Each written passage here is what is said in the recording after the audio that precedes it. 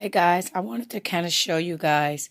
People want to know, what do I do when my dome cap wigs get old and start to shed? If you guys can see, like, this wig has shedded. I'm trying to use one hand. This wig has shedded a lot.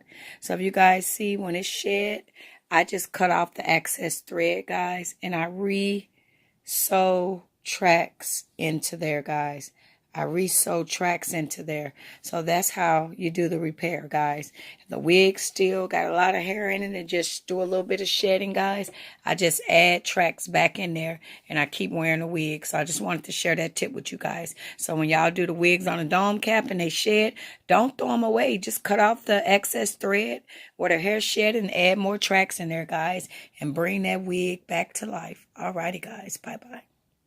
Okay, guys, good morning. So this is that dome cap wig, and I showed you guys that when it wound up getting thin, I wound up replacing the hair in it because it got to the point where it was so thin that all of the hair in the back had came off. So guys, I keep recycling these. When they get really, really thin, I just buy more hair and add it to the back. So I had a couple of my customers that actually purchased these and asked, do I glue them down? Yes, I do.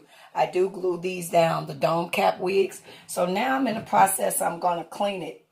I take Dawn dishwashing liquid, guys, and put it around her perimeter and a toothbrush.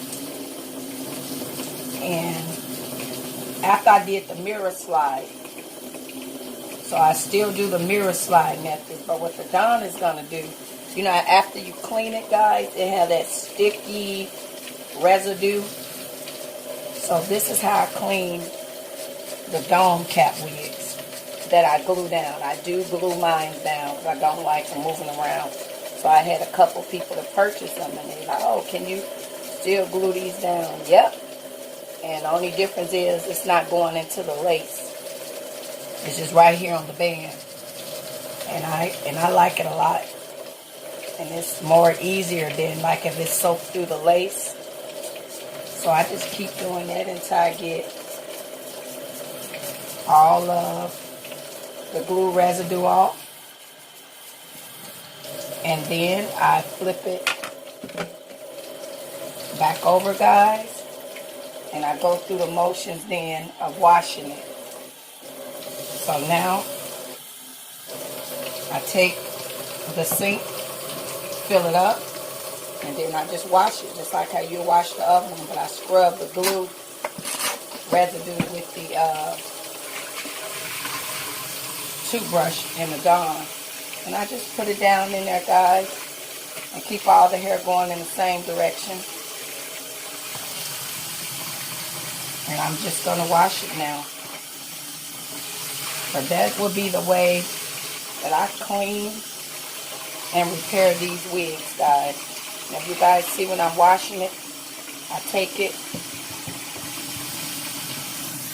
and I dip the hair down and I lift it right up like this, guys. Take it. I'm not twisting and turning. So all the hair is going in one direction.